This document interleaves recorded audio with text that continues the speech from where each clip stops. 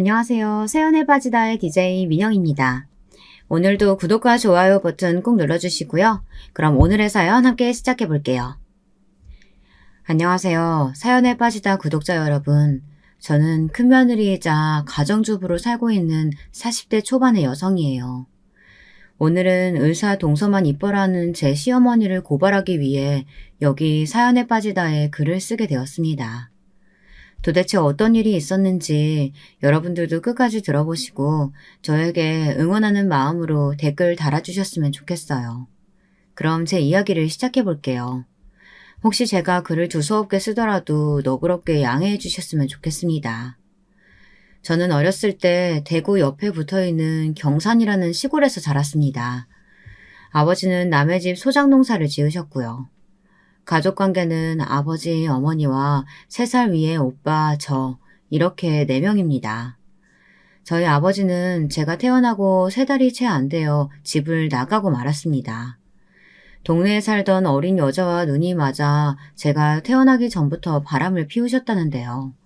제가 태어난 후 어머니를 버리고 그 어린 여자와 살림을 차려 집을 나가셨다고 합니다. 처음부터 어머니는 이 동네에서 바람둥이로 소문난 아버지와 하룻밤에 실수를 하셨다고 해요. 그 후로 오빠를 임신하시고 시부모님의 압력에 떠밀리듯이 결혼을 하셨다고 합니다. 처음부터 잘된 결혼이 아니었으니 저희 어머니가 행복했을 리가 없었겠죠. 집은 아버지가 나가셨는데 친할머니는 어머니에게 아버지가 집을 나간 건 어머니 탓이라며 어머니를 심하게 구박하시기 시작했습니다.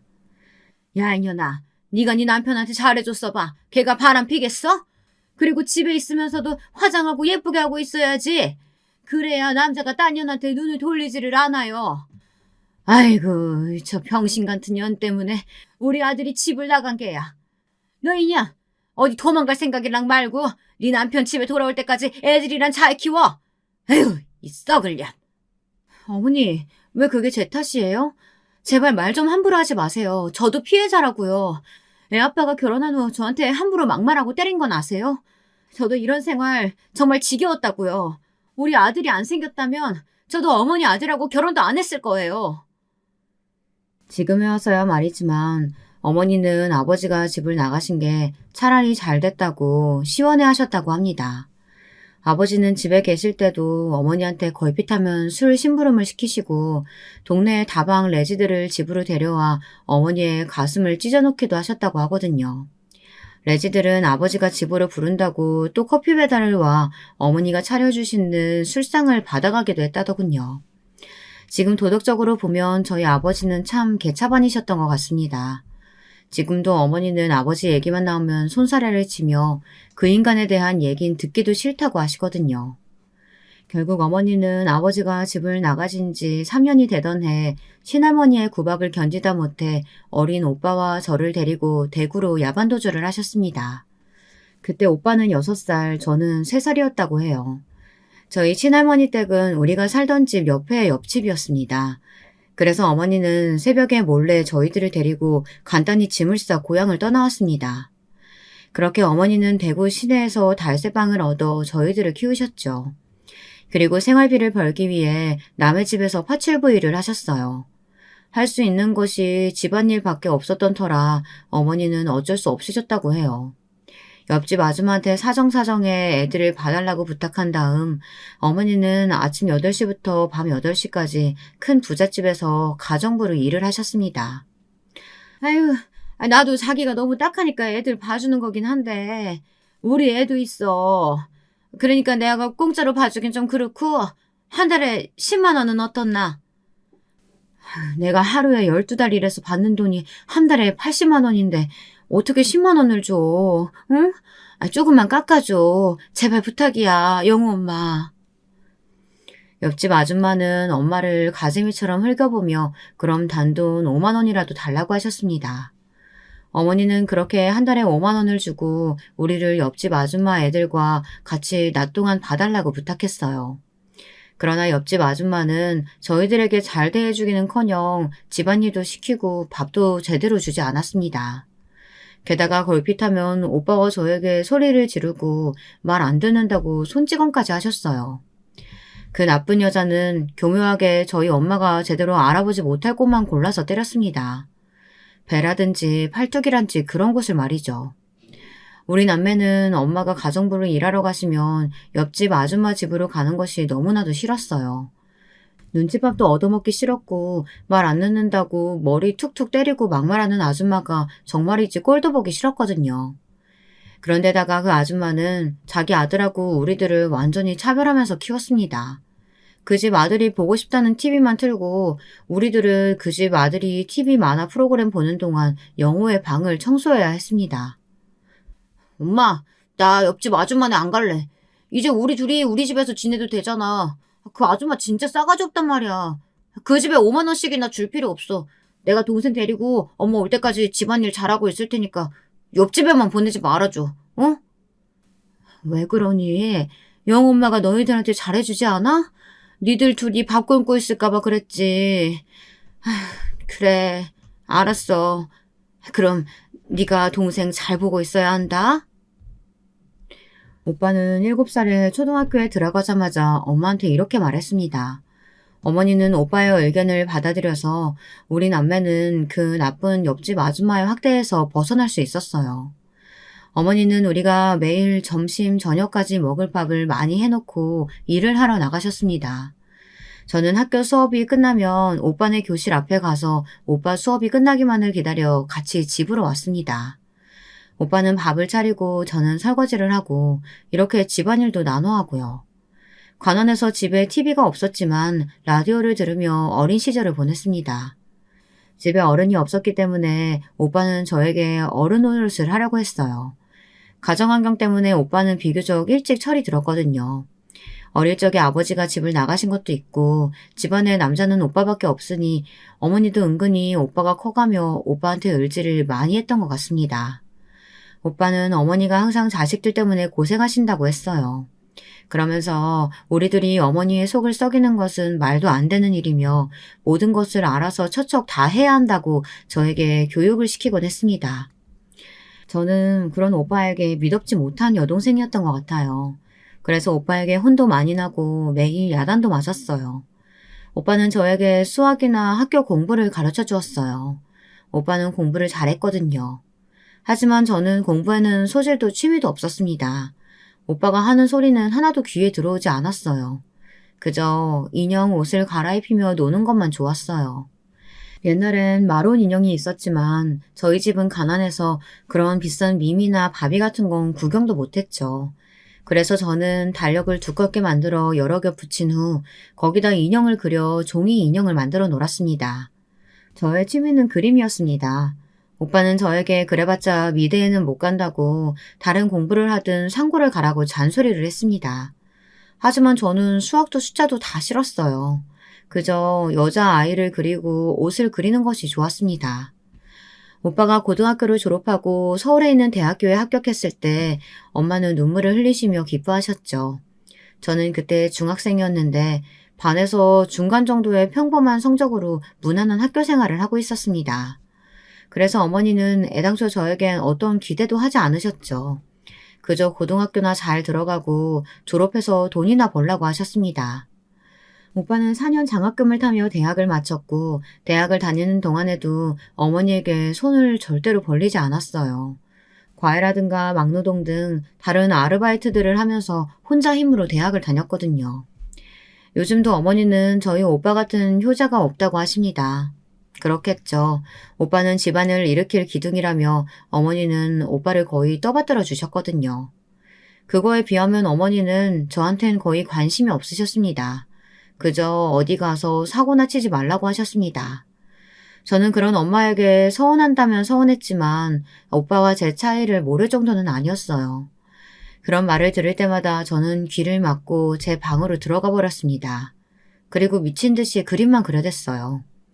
저는 나중에 고등학교를 졸업하고 그림 그리기가 특기가 되어 패션 쪽에 일을 하게 되었습니다.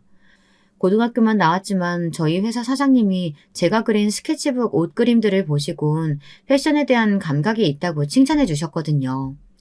저는 생전 처음 칭찬이라는 것을 그 회사 사장님께 받아봤습니다. 그래서 그랬는지 금방 그 사장님에게 의지하게 되었어요. 그리고 사장님은 저희 회사의 말단 직원으로 고용해 주셨습니다.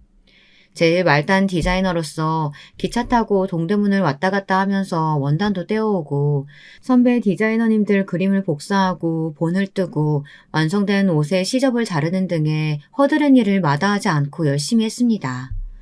사장님은 제 일하는 모양새를 많이 눈여겨보시는 것 같았어요. 그러던 어느 날 사장님은 저에게 정식 디자이너로서 패턴을 몇 장 그려오라고 했습니다. 저는 그날 정말 그 말을 듣는데 눈물이 나도록 기뻤어요. 제 능력을 인정받은 듯한 느낌에 가슴이 뭉클해 밤을 새워가며 패턴을 그리고 또 그렸습니다. 사장님은 저의 옷 디자인을 보시곤 크게 만족하셨습니다. 그래서 저는 드디어 패션 디자이너로서 첫 발을 내디딜 수 있었습니다. 그렇게 몇 년간 그 패션 회사에서 일을 했어요. 그러다 24살이 되었을 때 저는 첫 번째 좌절을 맛봐야 했습니다. 제가 다니던 그 패션 회사가 그만 도산을 하고 말았던 거였습니다. 사장님은 무리하게 회사 규모를 확정하려고 하다가 밀려드는 어음을 막지 못해 회사를 망하게 만들었어요. 그리고는 무책임하게 도망을 가셔버렸죠. 개인 투자자들은 매일 저의 회사 앞에서 회장을 찾으며 책상을 때려부수고 행패를 부리다 갔습니다. 처음엔 사장님이 돌아와서 어떻게든 해결할 거라고 믿고 기다리던 회사 동료들과 선배들 역시 사장님 욕을 하며 회사를 떠나고 말았어요. 저는 끝까지 사장님을 믿었지만 끝내 그 사람은 돌아오지 않았습니다. 저는 하루아침에 몇 달치 월급도 떼이고 직장도 잃어버린 백수가 된 것이었습니다. 실망한 저에게 어머니가 말씀하셨어요. 예, 수진아. 이렇게 된 마당에 그냥 적당한 사람 만나서 시집이나 가는 건 어떠니? 아유, 사실 마침 우리 사모님이 차만 아가씨 없냐고 그러던데 말이야.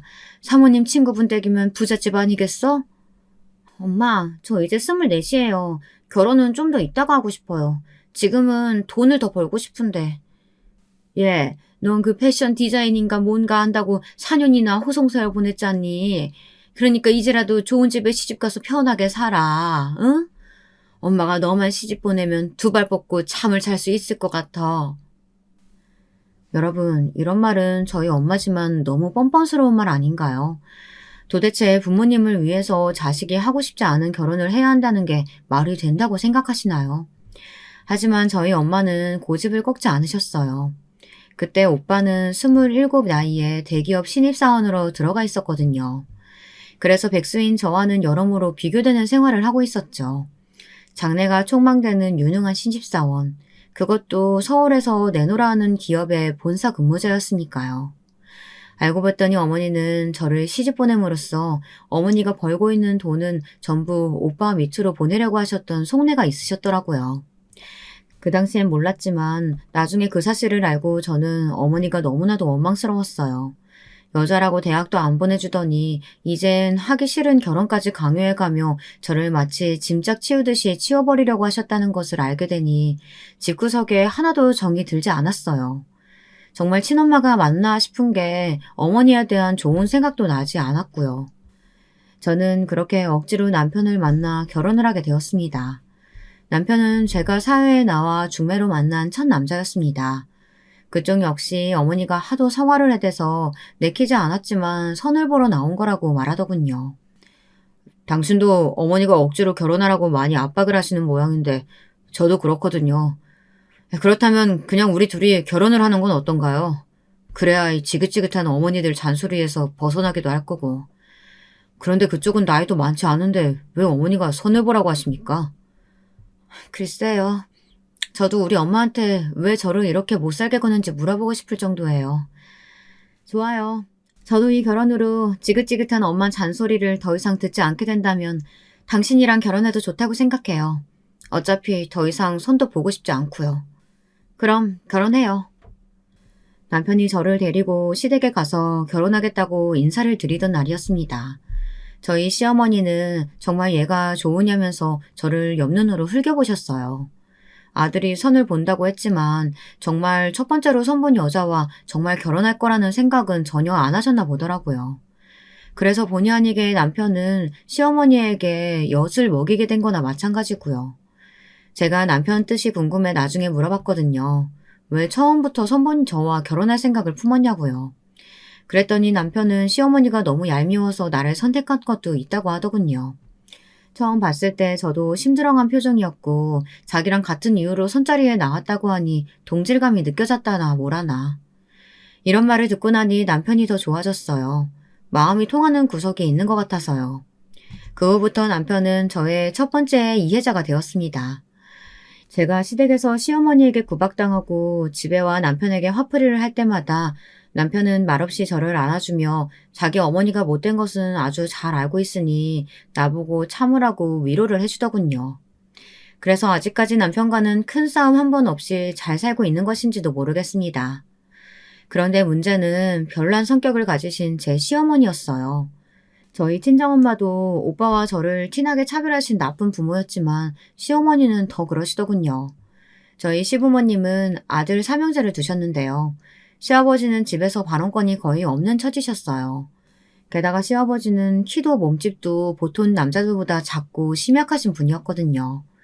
그래서 시댁에서 제일 말빨과 권력이 있는 분은 바로 저희 시어머니였습니다. 그런데 제 시어머니의 문제는 공부 잘하는 사람, 돈 많이 버는 사람만 사람 취급을 한다는 것이었어요. 제 남편은 첫째인데 공부를 잘 못했고 둘째 서방님이 아주 머리가 좋아 서울대를 나왔거든요.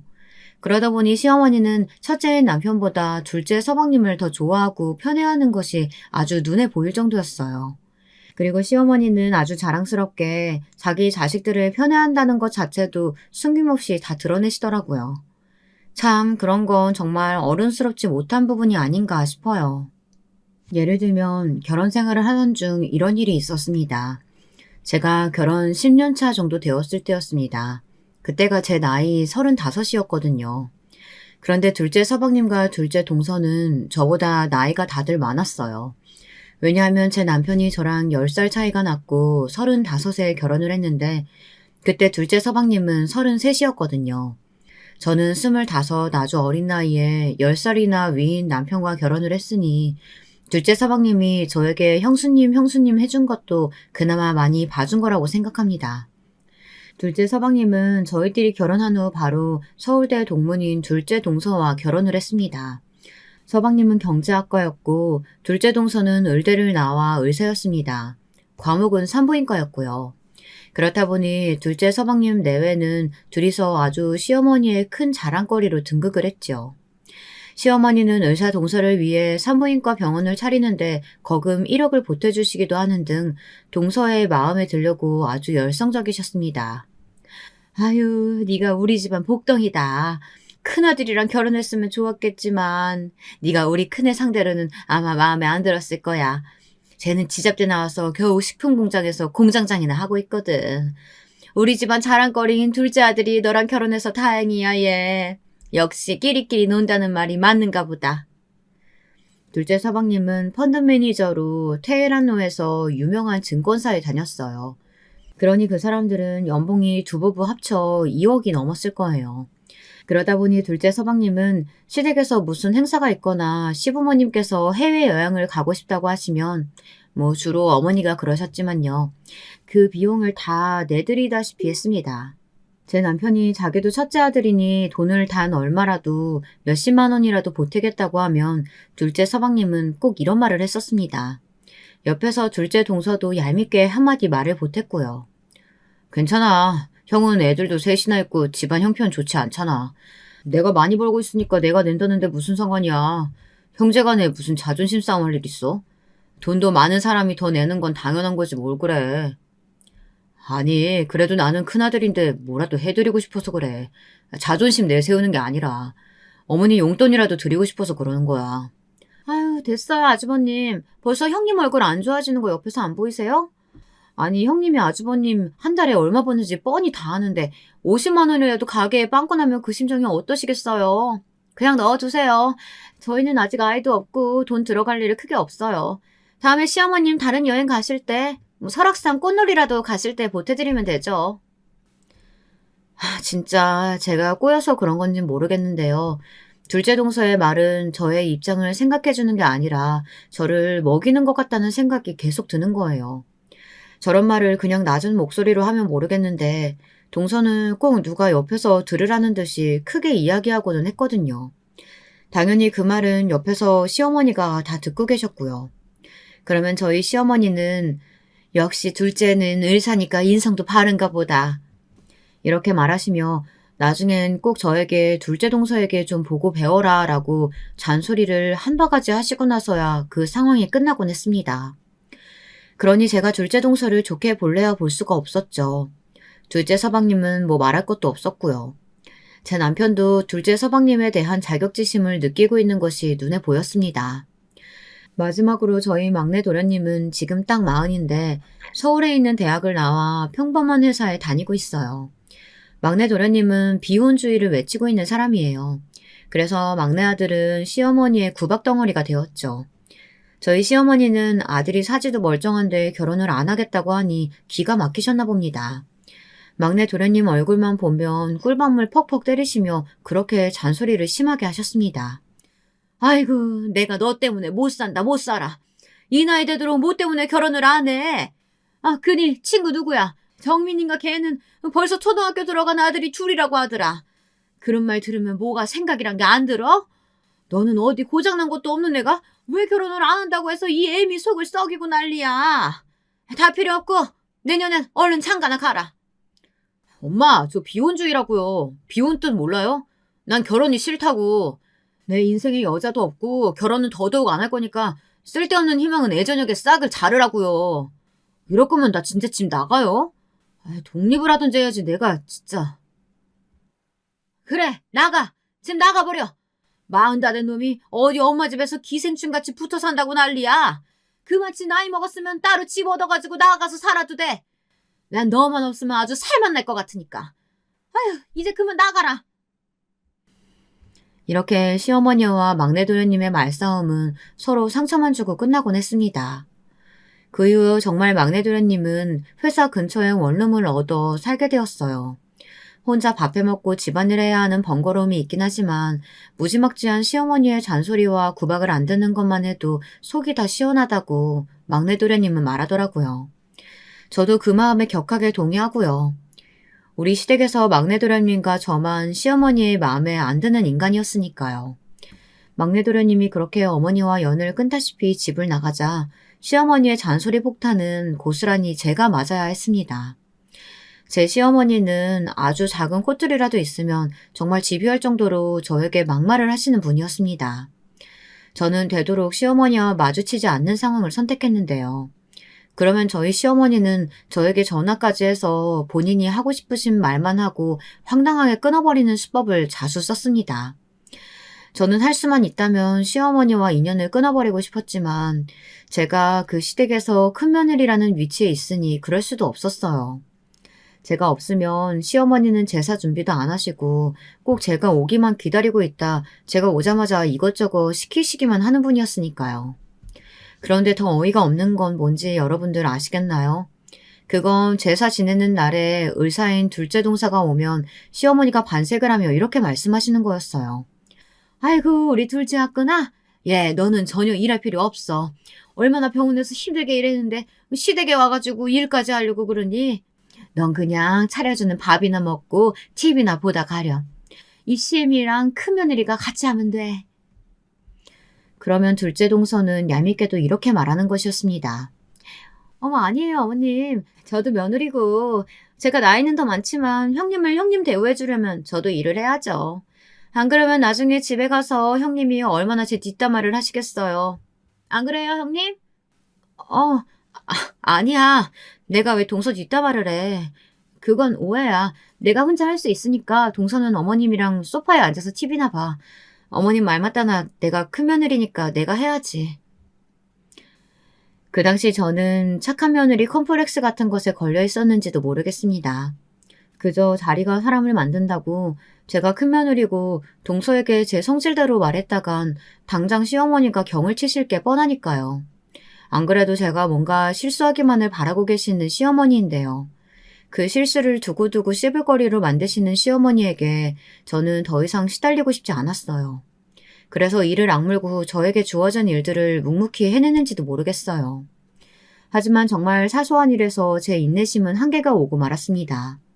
그 사건은 하필이면 추석 명절에 일어난 일이었습니다.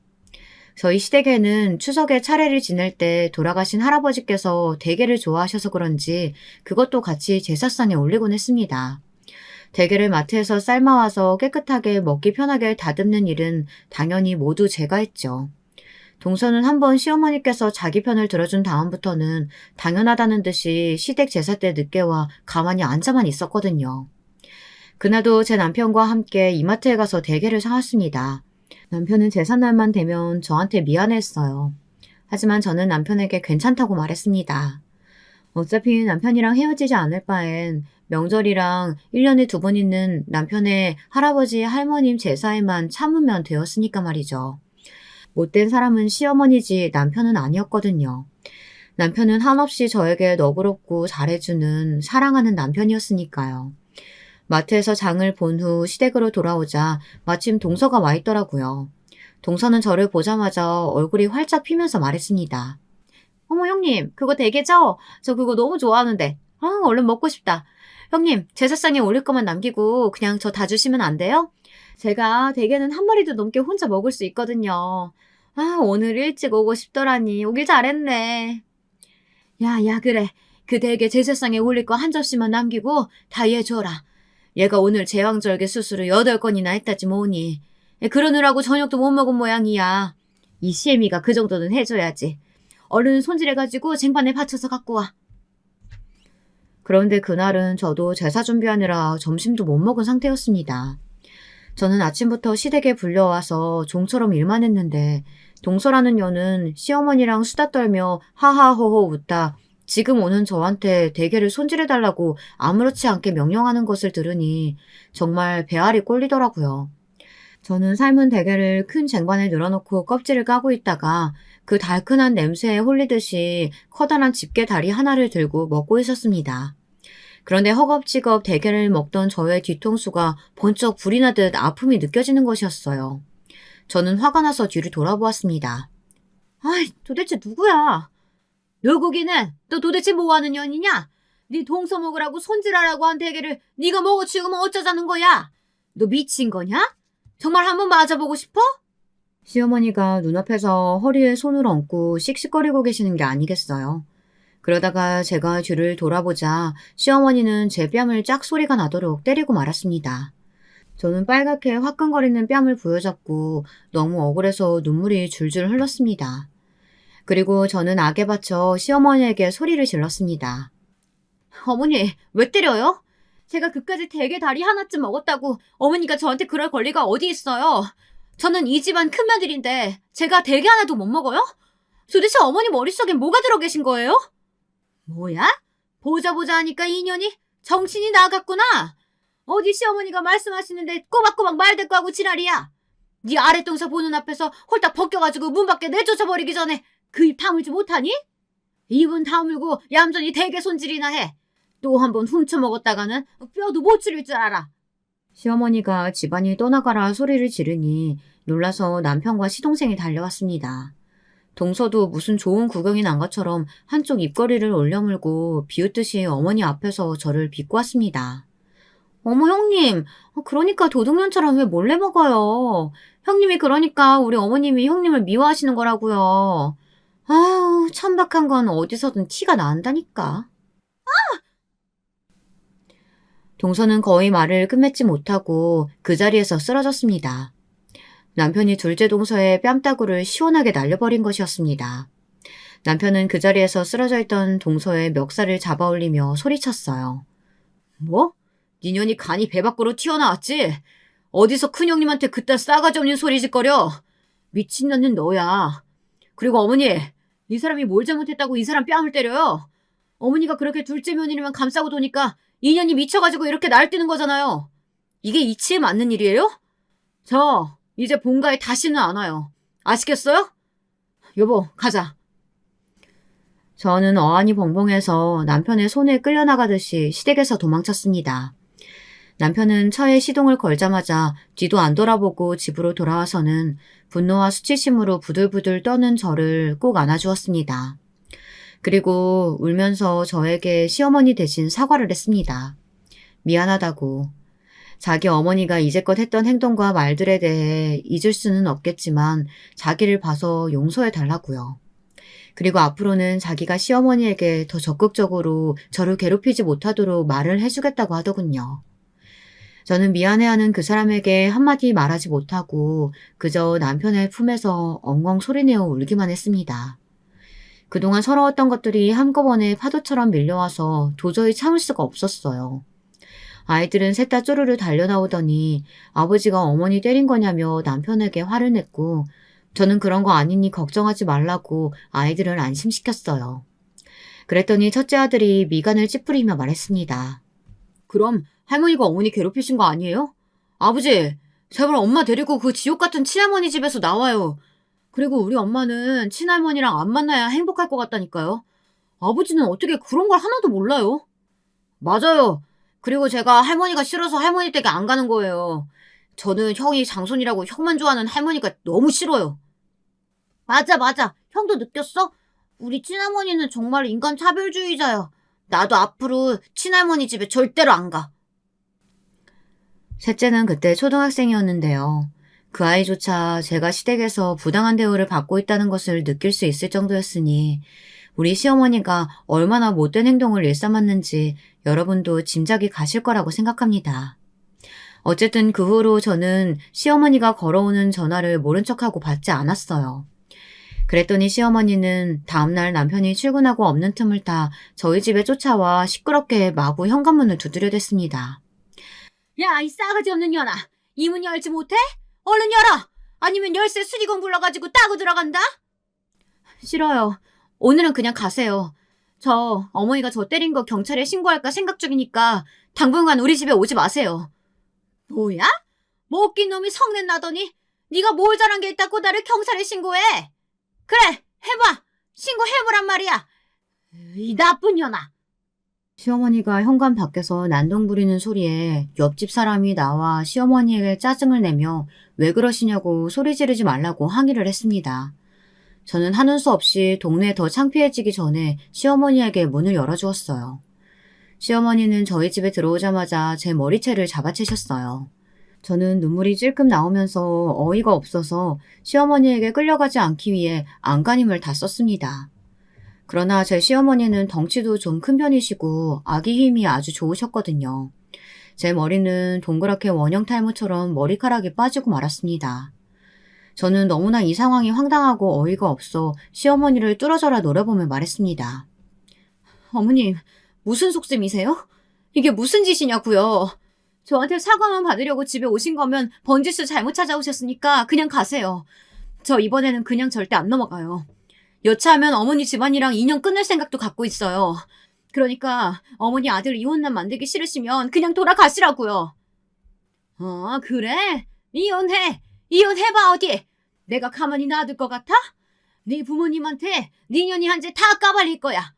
아니지. 네 애비 어디 가서 살았는지 죽었는지도 모르지? 너 어릴 때 네 애비가 딴 년이랑 눈 맞아서 도망 나갔다고 했잖아.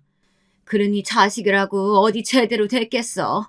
넌 가정교육 못 받아서 그 지랄 맞은 성격 못 버리는 거야. 여러분, 도대체 이게 시어머니가 큰며느리에게 할 소리인가요? 저희 시어머니는 화가 나면 아무 말이나 내뱉는 성격을 가지고 계시지만 상대가 여리고 약할수록 그 악랄함이 배가 되었습니다. 저는 마음을 굳게 먹고 이참에 정말 이런 못된 시어머니에게서 해방되어야겠다고 생각했어요. 그래서 그렇게 길길이 날뛰는 시어머니 눈앞에 제 스마트폰 뱅킹 통장을 보여주었습니다. 시어머니는 제 휴대폰 화면을 보더니 갑자기 거품을 물며 뒷목을 잡고 잠깐 소파에 앉아 숨을 몰아주셨어요. 그러더니 저에게 악에 받친 목소리로 물었습니다. 100억? 100억이라고? 니년이 어디서 그런 돈이 났어? 설마 너 나쁜 짓 해서 모아놓은 건 아니겠지? 이 통장 돈 액수가 나랑 무슨 상관이라고 보여주는 거야? 저희 집 가난하고 제 아버지 딴 년이랑 도망 나갔다고 하셨죠? 그런데 어머니가 모르시는 게 있어요. 이거 우리 친정 아빠가 저에게 남겨준 유산이에요. 저 이제 더 이상 가난한 집 딸년 아니라고요. 이제 애 아빠랑 이혼하더라도 저 충분히 혼자서 살 수 있다고요. 저는 매달리는 시어머니를 매무차게 뿌리쳤습니다. 시어머니는 갑자기 비굴하게 제 다리를 붙잡으시면서 저에게 애원하기 시작하셨거든요. 어머니도 어쩔 수 없는 속물이 틀림없어요. 그렇게 제가 미웠다고 하다가 그 거액의 돈을 보여드리니 갑자기 확 돌변을 하시는 거예요. 며느라기야, 내가 잘못했다. 제발 우리 아들이랑 헤어진다는 말이랑은 하지 마. 어? 내가 네 아버지가 그렇게 많은 유산 남길 줄 어떻게 알았겠어. 알았으면 너한테 그런 모진말 같은 거 안 했을 거야. 그러니까 한 번만 이 시애미 용서해 주렴. 어? 알았지? 내 아들한테 내가 왔었다는 소리 하지 마. 그럼 그 녀석 정말 이 애미랑 인연 끊을 거다. 시어머니는 아들에게 버림을 받는 것만은 싫었는지 눈물을 철철 흘리면서 저에게 용서해달라고 비셨습니다. 하지만 저는 어머니를 용서하고 싶지 않았어요. 그냥 앞으로 평생 시어머니란 사람의 면상도 꼴보기가 싫었거든요. 그래서 저는 남편에게 전화해 아무것도 묻지 말고 집으로 당장 오라고 불렀습니다. 그랬더니 어머니는 어깨를 부들부들 떨면서 무서워하기 시작하였습니다. 예며느라 미안해. 미안하다니까? 우리 아들을 집으로 부르면 어떡하니? 어? 제발 나 집에 갈 테니까 너희들끼리 얘기하든 이혼을 하든 뭘 하든지 해라. 안 돼요. 어머니도 계셔야죠. 제 남편이 누구를 선택하는지 똑똑히 근원으로 보셔야죠. 그래야 어머니도 현실을 똑바로 직시할 수 있을 테니까요. 애비가 올 때까지 어머니도 집에 못 가실 테니까 그래 아세요. 남편은 무슨 일이 났는 줄 알고 헐레벌떡 집으로 달려왔어요. 저는 그 사람의 앞에서 큰 소리로 나를 선택할 건지 시어머니를 선택할 건지 물어보았습니다. 그랬더니 남편은 두말할 것도 없이 나라고 하면서 제 편을 들어주었어요. 참 고마운 사람이죠. 그 사람은 그때까지 제가 100억의 유산 상속을 받았다는 것조차 모르고 있었으니까요. 시어머니는 안도감에 가슴을 쓸어내렸습니다. 저는 그런 시어머니의 면전에 대고 이렇게 말했습니다. 어머니, 잘 들으세요. 저 이제부터 제 마음 풀릴 때까지 시댁 출입 절대 안 할 거예요. 어디 이제 어머니 혼자서 그 많은 명절 음식이랑 제사 음식 해보세요. 그 의사라는 동서녀는 절대 손끝 하나도 꼼짝하지 않을 테니까요. 그녀는 싹수가 글렀어요. 그리고 저요. 남편이 저를 선택했으니까 이혼은 하지 않을 거예요. 하지만 저 몰래 남편이 어머니랑 연락을 했다던가 시댁 일에 관여하고 어머니께 용돈 드리는 일이 생기면 이 사람 저 버릴 수도 있어요. 그렇게 아세요. 다 들었으면 이제 이 집에서 나가세요. 그래요, 어머니. 오늘 제 아내가 너무 흥분해 있네요. 얼른 집에 가서 기다리세요. 이 사람이 화가 좀 풀리면 그때 전화하고 찾아뵐게요. 시어머니는 저에게도 남편에게도 아무 말도 하지 못한 채 펑펑 울면서 집으로 가셨습니다. 남편은 저를 앉혀놓고 좀 전에 무슨 일이 일어났는지 자초지종을 이야기해보라고 부드럽게 말했어요. 저는 남편의 목소리에 안심이 되었는지 얼른 이야기를 꺼내놓지 못하고 그저 꺼이꺼이 울고만 있었습니다. 그러다가 좀 진정이 되자 저는 남편에게 놀라운 이야기를 하기 시작했습니다. 그 이야기는 추석 전달 여름에 일어난 일이었어요. 갑자기 저희 친정엄마가 저에게 전화를 걸어왔어요. 아버지를 찾았다고 말이에요. 그런데 고생고생해서 찾아낸 아버지는 싸늘한 주검이 되어 계셨어요. 외력으로 돌아가신 건 절대 아니고 암으로 돌아가셨다고 하더라고요. 췌장암이랬나? 아마 그랬을 거예요. 아버지의 장례식장에서 만난 아버지의 후처는 이 동네에서 같이 도망나간 어린 여자가 아니었습니다. 아버지는 그 여자와 헤어진 후 또 세상가를 드신 것이었어요. 그 여자는 60대 초반이나 되었을까요? 곱게 늙어서는 팔과 손가락에 다이아 반지며 팔찌를 주렁주렁 달고 있었습니다. 남편이 죽은 미망인이라고 하기엔 지나치게 화려한 차림이었죠. 그 여자는 저와 어머니를 보고서는 입을 삐죽거리며 여기는 왜 하느냐고 물었습니다. 저는 어머니를 대신해서 그 여자에게 싸울 것처럼 무섭게 말했어요. 당신이 우리 아버지 뺏어가서 같이 살았으면 최소한 100년회로 하기라도 해야지. 왜 벌써 돌아가시게 만들어? 우리 아버지 이제 70 조금 넘은 나이야. 그런데 이렇게 죽게 만들고 뭐?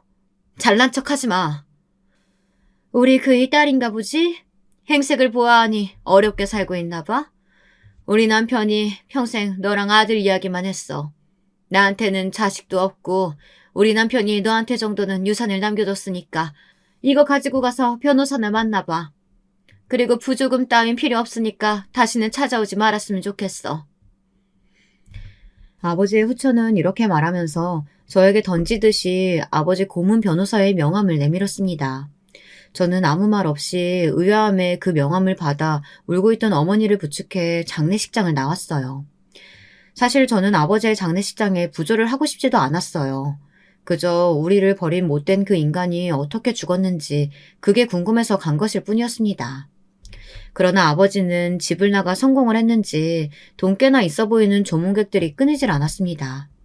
그걸 보면서 저는 더욱 억울한 마음이 들었어요. 집을 나가서 정신을 차릴 거면 집에서 우리 가족들을 잘 보살펴 주었다면 얼마나 좋았을까요?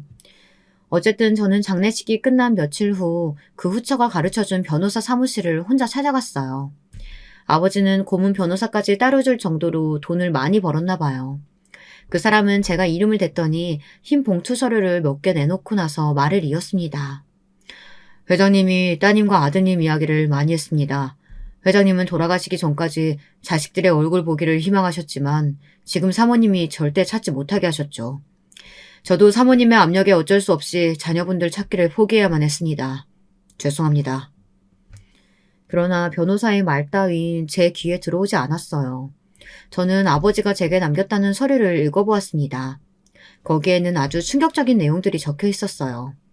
아버지는 몇백억의 재산을 가진 부자였고 아버지의 현 배우자가 그 돈의 반을 가져가도 따로 저에게 100억의 유산을 상속한다는 내용이었죠. 저희 오빠도 따로 100억이 든 통장을 받았고요. 그 통장을 받아들고 집으로 돌아간 날 저는 친정엄마와 오빠와 함께 눈물을 흘리며 기뻐했습니다. 돌아가신 분이야 안 된 일이지만 우리 가족들은 이제껏 당해왔던 돈 없는 서러움에서 이제는 벗어날 수 있게 되었다는 기쁨과 안도감에 벅찬 감정을 억누를 수 없었어요. 저는 그날 오빠와 친정엄마와 함께 술을 엄청 마셨습니다. 아버지의 유언장에는 이런 내용이 적혀 있었습니다. 사랑하는 내 아들, 딸아, 내가 너희들을 버리고 나가 정말 미안하구나. 내 이 돈으로 너희를 버린 보상이 될지는 모르겠다. 하지만 이제 이 못난 애비를 용서해줬으면 좋겠다. 사실 이 애비는 살 날이 얼마 남지 않았어. 나는 고향을 떠나와서 그 여자와 오래 살지 못했다. 그리고 자포자기하는 심정으로 원양어선을 탔단다. 그러다 그 어선에서 금덩이가 든 괴짝 상자를 낚게 되었지. 그 금덩이가 든 상자를 차지하려고 선원들은 서로 죽고 죽였단다. 아버지는 선실에 몸을 숨기고 끝까지 살아남았어. 그리고 괴짝을 들고 한국으로 돌아왔지. 아버지는 이 괴짝에 든 금덩이를 종잣돈 삼아 사업을 벌였고 부동산을 사들였어. 그래서 돈 버는 일이 쉬웠다. 나는 곧 죽는다. 하지만 사죄하는 마음으로 이 재산을 내 전 아내와 자식 둘에게 남긴다. 물론 이 재산의 반은 내 후처가 갖고 가겠지. 그러나 내 욕심 많고 못된 후처가 이 재산을 몽땅 차지하지 않도록 나는 안전장치를 마련해 두었다. 저는 아버지가 남긴 그 유언장과 유산이 든 통장을 가지고 애들이 기다리는 집으로 돌아왔어요. 저는 이 벼락 같은 행운을 남편에게 이야기해야 할지 며칠간 머리가 아프도록 고민했습니다. 그러다 시어머니가 찾아왔고 이사달이 나고 말았던 거죠. 저는 남편이 시어머니가 아니라 저를 선택한 것을 보고 나서 남편에 대한 믿음이 더 굳건해졌습니다. 그래서 아버지의 유산에 대한 모든 스토리를 남편에게 이야기해 주었어요. 남편은 눈물을 흘리며 기뻐했어요. 저희 가족들은 서울로 한강이 보이는 아파트로 이사를 했습니다. 결국 저는 지긋지긋한 시댁의 동서년과 시어머니를 보지 않고 살고 있습니다. 지금까지 남편과 제 아이들과 우리 5 식구만 오순도순 살아오고 있어요. 홧김에 시어머니 때문에 남편과 생이별을 할 뻔하기도 했지만 다행히 제 남편은 자기 어머니가 잘못된 행동을 했음을 이해했고 저의 편에 서서 모든 상황을 정리해 주었어요. 가정의 평화는 아내의 행복에 있다는 걸 남편은 너무나 잘 알고 있었거든요. 나도 우리 어머니가 별난 사람인 줄 아니까 당신이 어머니에게 마음이 풀리면 그때 어머니께 전화해봐. 나는 아무 말도 하지 않을게. 그리고 당신 이제 시댁 행사 같은 거 참석하지 않아도 돼. 나도 내 동생 놈의 마누라한테 저번 명절 이후 완전 정 떨어졌고 꼴도 보기 싫으니까. 우리 스트레스 받지 말고 하고 싶은 것만 하고 살자. 응? 나 이해해줘서 고마워요, 여보. 내 평생 정말 원수 같은 아버지 덕에 이렇게 부자가 될 줄은 누가 알았겠어요. 당신도 이제 정년 퇴직하고 우리 해외로 여행이나 다니면서 즐겁게 살자, 여보. 여러분, 전화위복이란 말이 있죠. 인생에서 계속 나쁜 일만 일어나지 않고 반대로 계속 좋은 일만 있을 수도 없죠. 어릴 적부터 고생고생하며 아버지 없는 서름에 몸부림치고 살아온 세월이지만 이제는 아닙니다. 저의 인생에도 마침내 따스한 볕이 들어왔고 이제부터는 제가 하고 싶은 일만 하고 살 겁니다. 즐겁고 행복하게만 살아도 짧은 인생에 왜 아등바등 머리 아프게 살려고 했는지, 못된 시어머니를 떨치지 못했었던 저의 어리석음에 지금은 피식 웃음만 나오네요. 여러분, 제 이야기는 여기서 마치겠습니다. 제 이야기 어떠셨나요? 허망한 이야기라고 웃으실 수도 있겠고, 그래도 저를 응원해 주실 분들도 계시기도 하겠죠. 어느 쪽이든 저는 상관없습니다. 어차피 인생은 한 가지 방향이 아니라고 생각하니까요. 저의 두서없는 긴 글을 읽어주셔서 감사합니다. 쌀쌀한 날씨에 감기 조심하시고 여러분들의 가정에도 행복이 깃드시길 바랍니다. 여러분, 두 번째 사연 시작하기 전에 좋아요와 구독 꼭 눌러주실 거죠? 그럼 두 번째 사연 바로 시작합니다. 이번 사연은 속이 시원해지기도 하면서 또 한편으로는 속이 답답한 듯 아려오는 이야기가 될 것 같아요. 애증이 느껴지는 이번 이야기도 저와 함께 해보시겠어요? 여러분 안녕하세요. 저는 평소에 사연에 빠지다를 꼬박꼬박 시청해왔던 50대의 중년 애독자입니다. 저는 요즘 표현에 따르자면 속도 위반을 통해서 결혼을 하게 되었던 사람입니다. 혼전 임신이라고도 하죠. 저의 남편을 처음 만났을 때 제 나이가 20살이었습니다. 경기도의 어느 여자 상업고등학교를 졸업한 이후 저는 직장을 잡아서 일을 하던 중이었습니다. 당시에 대학교 진학은 꿈도 안 꿔봤던 것 같아요. 저보다 5살 위에 친오빠가 대학을 갔었는데 중퇴를 했습니다. 저희 친정부모님 표현에 따르자면 이상한 친구들을 만나서 나쁜 사상에 물이 들었고 그렇게 비이상적인 것을 쫓느라 대학 생활은 뒷전이었다는 것입니다. 요즘의 대학과는 많이 달라서 그때는 대학 생활이라는 것이 통상적으로 고되지 않았던 것으로 압니다. 그럼에도 친오빠는 대학교의 불합리한 체계에 대해서 떠들기 시작하더니 끝내는 중퇴의 길을 걷게 되었죠. 저는 그때 19, 고등학교 3학년이었습니다. 그리고 친오빠는 대학교 중퇴 직후에 웬 여자를 저희 집에 데리고 와서 결혼할 상대라고 소개를 하였습니다. 기껏 보내놓은 대학을 내팽개치고 웬 시시껄렁한 것들하고만 어울려 다니더니 이제는 근본도 알 수 없는 여자를 달고 와서 결혼을 하겠다고 해? 네가 지금 제정신이야? 그 앞에서 친정아빠는 노발대발을 하셨었죠. 그 모습이 아직도 어제 일처럼 생생하네요. 빗대 세워가시면서 친오빠에게 화를 내시던 모습. 평생의 그때가 저는 처음 보는 것이었거든요. 아들과 딸을 심하게 차별하셨던 분이셨기에 저는 살면서 늘 친정아빠의 눈치를 보느라 집에서 주눅 들어 있어야만 했습니다. 저한테 없는 형편에 계집한테도 고등학교를 보내주느라고 얼마나 힘들지 않으냐고 친정아빠는 매일같이 타박하셨었죠. 식사하시다가도 갑자기 수틀리면 드시던 수저로 저의 머리를 세게 내려치기도 하셨던 분이셨어요. 이딴 쓸모없는 머리통은 왜 달려있는 거냐면서 말입니다. 이럴 거면 그냥 고등학교를 보내주지 마시지. 그런 소리 들어가면서 학교 다니는 게 저는 더 힘이 들어요. 그리고 시대가 이렇게 격동하고 있는데 여자애들도 전부 다 고등학교에 다니고 있는데 나만 그럼 못 다닐 수도 있었다는 건가요? 이런 집구석 나는 성인만 되면 떠나렵니다. 그렇기에 저는 속으로 울분을 삼키며 늘 이를 갈고 있었더랍니다. 늘 장남, 아들 타령만 하셨던 분이셨는데 바로 그 친오빠가 오만 사고란 사고는 다치니까 결국 친정아빠도 격하게 분노하셨던 것이죠.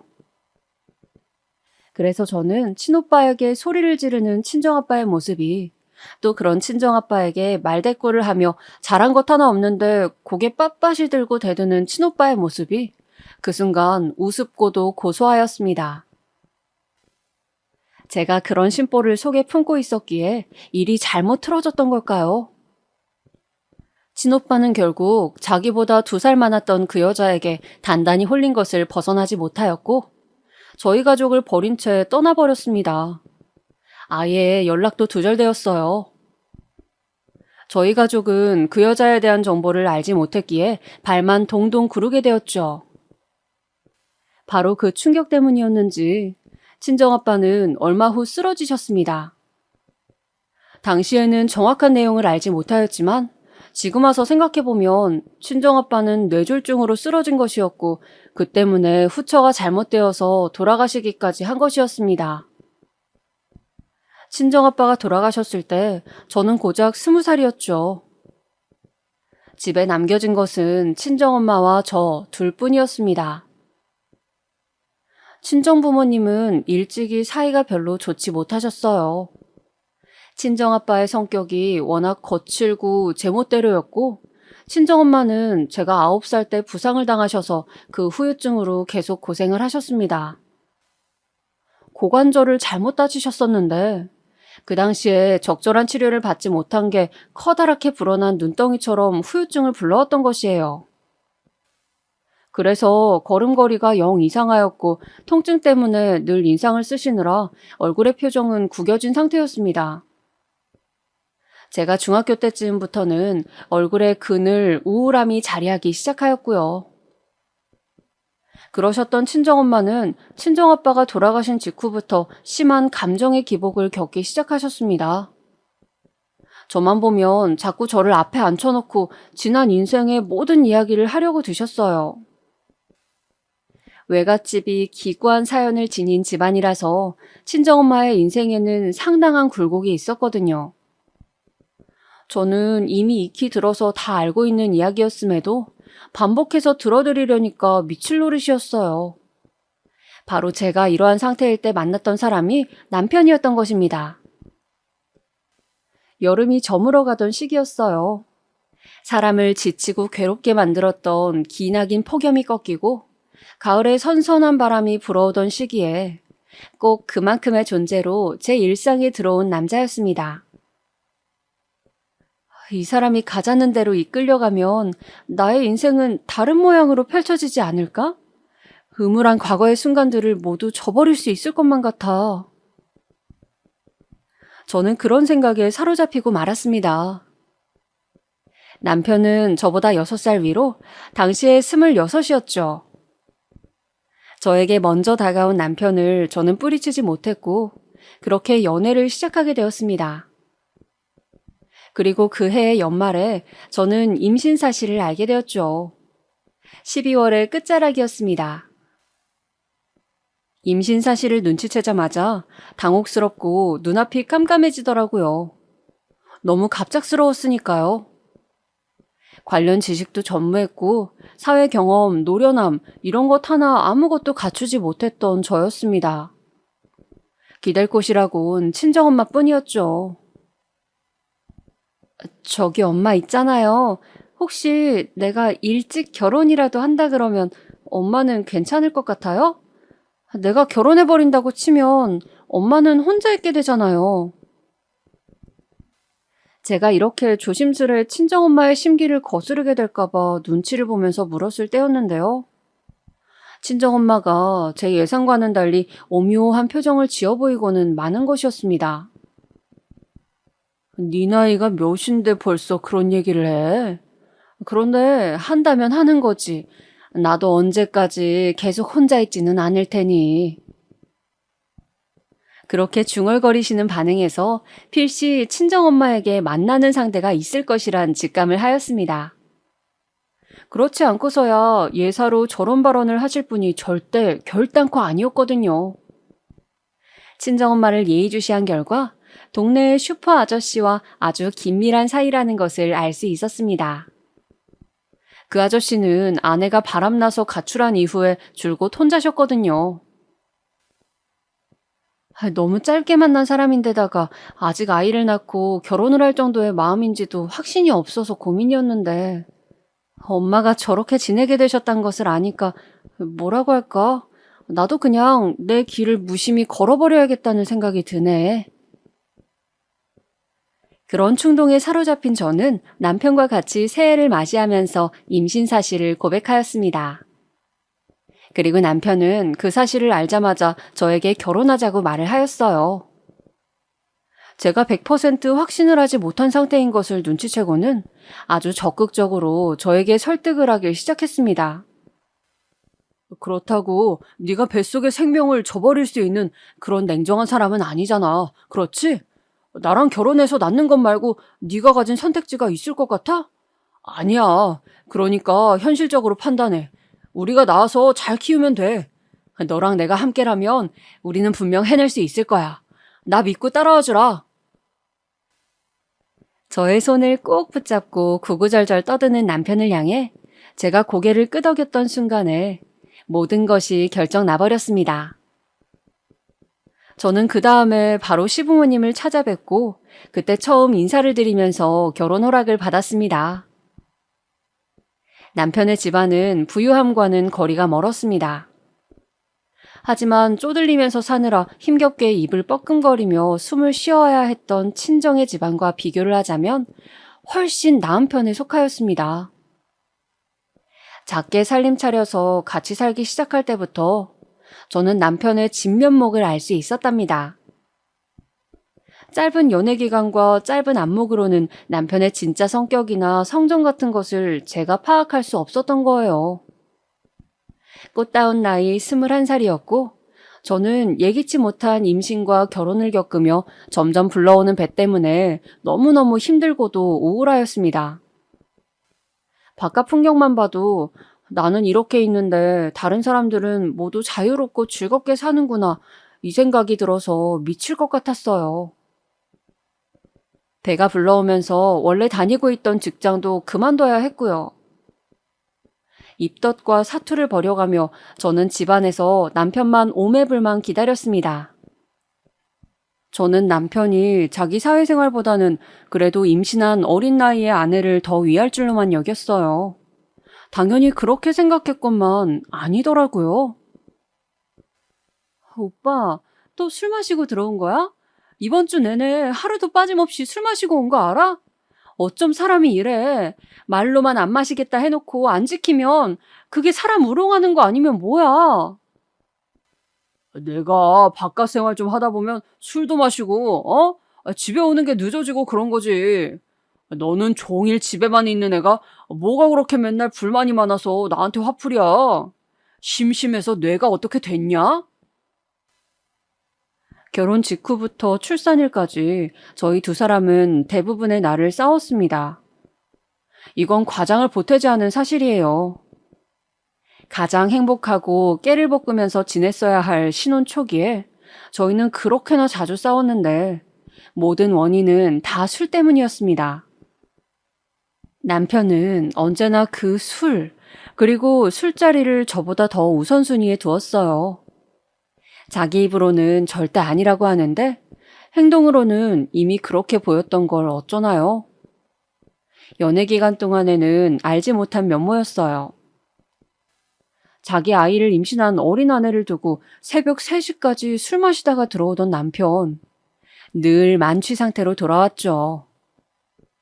술만 마셨다 하면 절대 자제가 안 되는 사람이었어요. 항상 말로만 줄이겠다, 끊겠다 이렇게 떠들고선 행동으로는 지키지 않는 남편을 보며 저는 화가 쌓여갔습니다. 가뜩이나 임신한 상태라서 호르몬의 영향으로 감정이 오락가락할 때였으니 오죽했겠나요? 저는 그렇다 치고 남편은 도대체 왜 그런 저랑 맞서 싸웠던 걸까요? 임신한 아내랑 몸싸움하는 남편을 여러분은 어떻게 생각하세요? 저를 밀치기도 하였고 잠옷의 목 부분이 늘어날 정도로 힘을 줘서 제 멱살을 잡기도 하였습니다. 손에 집히는 물건을 집어 던지고 제 머리끄덩이를 잡아서 질질 끌고 가고 제가 거실 바닥에 나동그라진 적도 여러 번 있었습니다. 가장 어이없었던 대목은 그런 상황에서 남편이 언젠가부터 입버릇처럼 뱉던 말이었죠. 너 이럴 거면 나가. 내 집에서 나가라고. 저희가 처음 살림을 차려서 살았던 그 집을 마련할 수 있었던 것은 남편의 힘도 저의 힘도 아니었습니다. 시댁에서 시부모님께서 전적으로 지원을 해주신 것이었죠. 사회초년생이었던 저는 당연히 모아놓은 돈이 없었고 남편도 비슷했습니다. 그런데 자기 부모가 해준 집이니 자기 것이라면서 저보고 얹혀 사는 주제에 뻔뻔하기가 그지없다고 하였습니다. 내가 혼자 임신했어? 그리고 이 뱃속의 아이가 나만의 아이야? 아니잖아. 오빠가 이 아이 아빠잖아. 그런데 어떻게 이런 행동을 할 수가 있어? 대체 사람은 맞니? 이래서 집안 배경 보고 결혼했어야 했는데 냉전 한 푼 나올 곳 없는 너네 집구석만큼이나 너도 참 별 볼 일 없다. 너를 겪어보고 살아볼수록 알겠다. 어린 거 하나 보고 결혼했다가 내가 진짜 별거를 다 보고 사네. 상상조차 못했던 남편의 폭언 때문에 얼마나 충격이었는지 모릅니다. 특히 그런 폭언을 처음 들었던 날은 너무 정신적인 충격이 커서 물 한 모금을 못 마셨어요. 속은 기분이었고 배신을 당한 느낌이었습니다. 너무나도 힘들어서 민망함을 무릅쓰고 친정엄마에게 가서 제가 결혼 직후부터 겪은 모든 일들을 다 실토하였어요. 듣고 나서는 처음에는 크게 놀라시며 분노하셨지만 가만히 생각을 하시는 얼굴이 되더니 몇 시간 후에 저보고 이러시더라고요. 그래도 이혼할 건 아니지? 그렇다고 해서 갈라서는 건 아니잖아. 남자는 이놈이나 저놈이나 거기서 거기야. 지금은 너무 갑작스럽게 임신 문제로 결혼한 것 때문에 두 사람 다 혼란스러워서 그래. 아이만 태어나 봐라. 이런 문제들은 자연스레 사라질 거니까. 그냥 우선은 꾹 참고 살아봐. 다시 말씀드리지만 저 그때 21살이었어요. 워낙 아는 것도 많지 않았고 아주 좁은 세상을 보며 살아왔던 사람이었습니다. 박학다식하지도 않았고 견문이 넓지도 않았기에 친정엄마의 반응에 굉장히 서러운 한편으론 그런가? 남들 다 이러고 사는데 나만 유난을 떤 것이구나. 내가 남들보다 좀 더 이르게 결혼을 해서 더 견디기가 힘든가 보다. 이 모든 과정도 결국 지나가겠지. 이렇듯 순진한 생각이 들고 말았던 것입니다.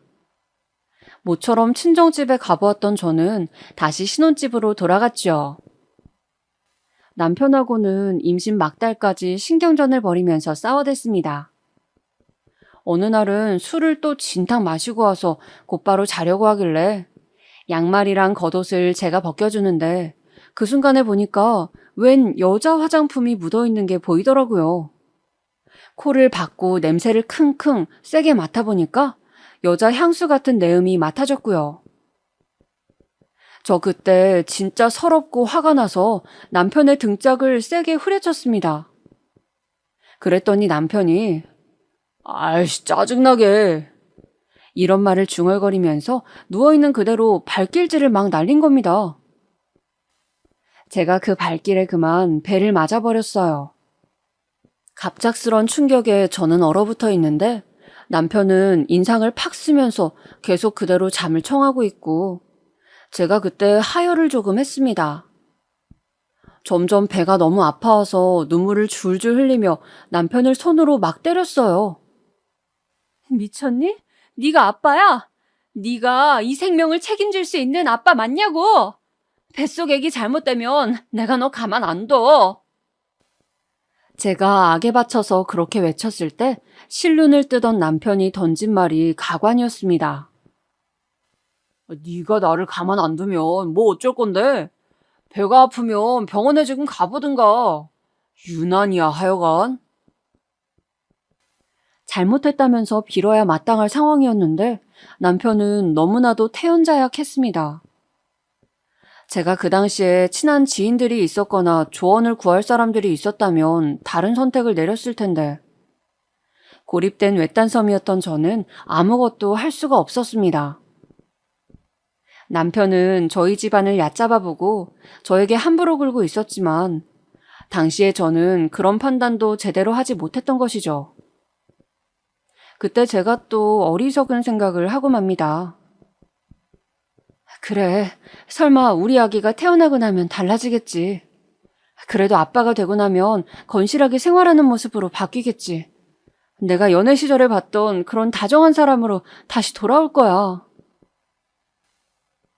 설마 하니 자기 아이가 태어나도 지금처럼 똑같이 행동하지는 못하리라는 짐작이 들었습니다. 반신반의하는 마음으로 저는 그렇게 출산을 하였고 아들을 품에 안았습니다. 저희 아들이 태어난 이후에 그래도 100일이 되기까지는 술 문제를 안 일으켰어요. 하지만 그 시기가 지날 때쯤부터 스멀스멀 다시 술에 빠져 살기 시작하더군요. 드디어 철이 좀 든 줄 알았는데 사람은 변하지 않는 법이었구나. 내가 정말 바보 천치였구나. 그제서야 저는 깨닫게 된 것이었습니다. 자정 전까지는 무슨 일이 있더라도 귀가하겠다는 시간 약속은 물론이고 술을 만취 상태까지 마시지 않겠다는 내용 또한 남편은 지키지 않았어요. 어느 날은 저희 아들이 고열을 앓았습니다. 육아지식이 전무했던 저는 그 밤에 혼자 발을 구르면서 전전긍긍하였죠. 친정집에 전화하니까 슈퍼 아저씨가 받았습니다. 친정 엄마랑 둘이서 맥주 한잔 하고 있는 중이라면서 말이죠. 급한 거 아니라면 저보고 끊으라고 그러더니 그쪽에서 먼저 일방적으로 끊었습니다. 그 다음으로는 시댁에 전화를 했어요. 애가 열이 난다고 했더니 시어머니께서 조언을 주셔서 일단은 그대로 따랐습니다. 차도가 없으면 다시 전화 달라고 하셨어요. 그 후로 저 혼자 아들을 보고 있는데 술에 취한 남편이 귀가하였습니다. 술 냄새를 풀풀 풍겨대면서 간신히 잠든 아들을 안아보려고 하길래 제가 못하게 막았어요. 우리 애기 한참 열 끓다가 이제 간신히 진정됐어. 그동안 나는 속이 타서 죽는 줄 알았고 오빠는 연락 두절이었지. 정말 지긋지긋해. 대체 내가 왜 이러고 살아야 돼? 딱 그렇게 말했다가 남편한테 오만쌍욕을 다 들었습니다. 듣기만 해도 귀가 썩을 것 같은 욕을 저한테 퍼부으면서 차라리 나가 뒤지라고 하더군요.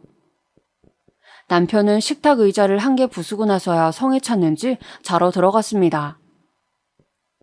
술에 인격을 지배당한 남편, 시부모님도 다 알고 계셨습니다. 20살 때부터 줄곧 저래왔다고 시부모님께선 담담히 저에게 말씀하셨죠. 설마 그런 하자가 있는 아들이라서 땡전 한 푼 없이 몸만 시집온 나를 받아주신 것이었을까? 그런 시부모님의 고백 앞에서 저는 공포스러운 가정을 하고 있었습니다. 시부모님조차 남편에게 함부로 화를 못 내시더라고요. 잔소리를 하셔봤자 그냥 타이르는 수준이었죠. 이런 사람인 줄 모르고 결혼해서 살림 차린 제 처지가 비참했어요. 싱그러운 22살의 나이에 저는 초췌하고 신경이 곤두서 있는 애기 엄마가 되어 있었습니다. 그 사실만으로도 미칠 것 같았는데 남편이란 작자는 갈수록 답이 안 보였죠. 돈이라도 잘 벌어왔다면 얘기가 살짝 달라졌을까요? 남편은 직장인이었으나 안정된 직장은 아니었고 봉급도 적었습니다. 그마저도 다달이 보장되어 있는 액수가 아니었죠. 속이 갑갑해서 그 나이에 저는 화병이 걸렸고 이런 제 마음도 모르고 어린아들이 울면서 보챌 때마다 안 좋은 생각이 자꾸 들었습니다. 그냥 아기랑 함께 이 세상을 떠나버리는 게 가장 현명한 선택이 아닐까 하는 충동과 몇 번이고 싸워야만 했어요. 어찌되었든 이제는 한계다, 이렇게는 계속 못 산다라는 생각으로 너무나도 절박해 있을 때였습니다. 어떤 방식으로든 저희 가정에게 결론이 지어졌습니다. 그것은 바로 예기치 못했던 너무나도 갑작스러웠던 남편의 죽음이었습니다. 남편은 28, 그 젊디 젊은 한창 때의 나이에 세상을 떠났습니다. 그날도 저와의 약속을 어기고 토끼 같은 어린아들이 기다리고 있는 집으로 일찍 돌아오지 않고 술자리에 나가 늦은 시간까지 부어라 마셔라를 외쳐댔던 남편이었습니다. 그리고 만취 상태였던 남편은 술집에서 나오는 길에 스스로 몸을 가누지 못하고 2층의 난간에서 떨어지고 말았습니다. 높은 위치가 아니었건만 머리부터 잘못 떨어지는 바람에 사망으로 이르렀다고 그런 소견을 저는 들을 수 있었습니다. 만약에 만취한 상태가 아니었다면 젊은 남성이었기 때문에 몸을 방어하려는 기제가 발동해서 떨어지는 자세가 달랐을 거래요. 그랬다면 죽지 않았을 거라는 소견까지 듣고 나자 저는 헛웃음이 다 나왔습니다. 그렇게 술에 미쳐서 살더니 결국은 술 때문에 가는구나. 제 나이 22살이었어요. 저는 아들을 품에 끌어안고 3일 밤낮을 울었습니다. 앞으로가 막막하더군요. 당장에 기댈 때는 솔직히 시댁뿐이었죠.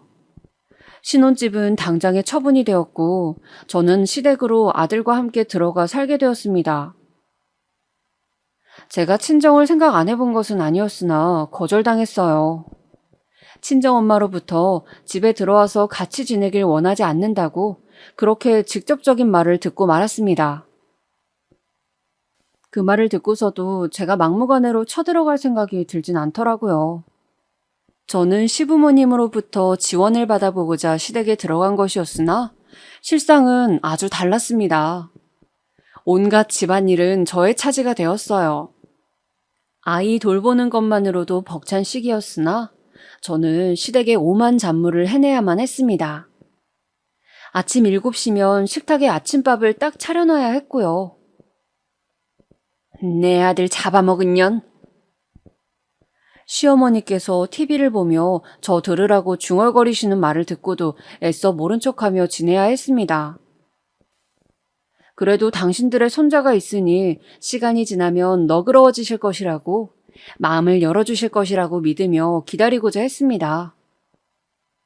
하지만 상황은 제가 예상한 대로 흘러가지 않았습니다. 시아버지께서 술을 끼고 사시더니 점점 그 정도가 지나치게 되었어요. 친정아빠가 술고래였던 모습을 보고 자랐던 것도 부족해서 남편을 술 때문에 잃어놓고는 이제는 시아버지마저 술에 넘어가 버리셨으니 저는 정말이지 미칠 지경이었습니다. 아버님, 오늘은 이만 드세요. 이러다가 진짜로 큰일 나신다고요. 뭐야? 내가 당장 병나발 못 부는 거 그게 바로 큰일이니까 상관하지 말어. 건방지게 나한테 이래라 저래라 말을 얹지 말란 말이야. 시아버지를 말려도 보고 달래도 보고 어떻게든 회유책을 써보았지만 소용없었습니다. 술 문제 때문에 시어머니랑 싸우시다가 시아버지께서는 끝내 손찌검도 날리셨죠. 안방에서 들려오는 그 소리에 저는 놀라서 아들의 귀부터 얼른 막았더랍니다. 술 때문에 판단력이 흐려지신 시아버지의 일상에는 당연히 차질이 생겼습니다. 어느 날은 갑자기 국한술을 뜨시더니 간이 안 맞는다면서 국그릇을 던져버리셨고 저에게 집안일을 왜 이따위로 하냐며 물건을 집어던지신 적도 있었습니다. 악화되는 상황 속에서 가장 난감하였던 것은 시어머니의 반응이었던 것 같아요. 이게 다 너 때문이다. 내 아들 그렇게 잡아먹고 이제는 내 남편까지 잡아먹으려고 들어? 얼마나 불운을 끌고 다녀야지만 만족할래? 어째서 저에게 탓을 돌리신 것인지 저는 슬슬 직장일을 알아보면서 돈을 벌 작정이었습니다. 그렇기 때문에 시어머니께서는 저한테 아들을 두고 나가라 하셨어요. 손자는 직접 키울 테니까 꼴보기 싫은 며느리는 이쯤에서 버리고 싶으시단 뜻이었습니다. 어머님, 안 돼요. 저희 아들, 저희 하준이만큼은 제가 내어드릴 수 없어요. 제가 엄마인데 누가 어떻게 하준이를 책임지고 키울 수 있다는 건가요? 쓸데없는 소리 하지 말고 너는 조용히 꺼지기나 해. 새 출발을 하든 말든 신경 안 쓸 테니까. 이거 원 부정 타서 더 이상 같이 살 수가 있어야 말이지. 시어머니께서는 저를 불행의 원흉으로 지목하셨고 저는 아들의 안위를 위해서라도 시댁에서 나가야 하는 상황에 놓이고 말았습니다.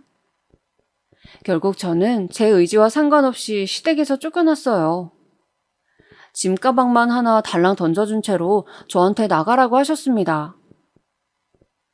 저에게 갈 데라곤 친정밖에 없었죠. 그런데 집에 가보니까 슈퍼 아저씨가 계시더라고요.